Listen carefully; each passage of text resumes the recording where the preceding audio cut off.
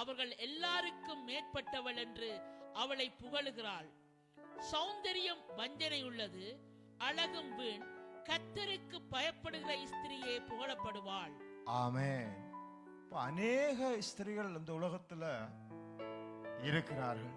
அநேகர் இருந்தாலும் கூட அவர்கள் எல்லாரும் புகழப்படத்தக்கவர்கள் அல்ல.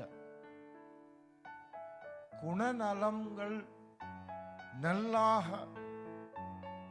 குணநலன்களை நல்லாக செயல்படுத்துகிறவர்கள், அந்த குணநலன்களை கட்டவிழ்க்கிறவர்கள், அந்த குணநலன்கள் ஊடாக மனசுகளோடு தொடர்பு வைக்கிறவர்கள், அவர்களுக்கு தான் ஒரு புகழ்ச்சி வருகிறது. அநேக ஸ்திரீகள் உலகத்தில் இருக்கிறார்.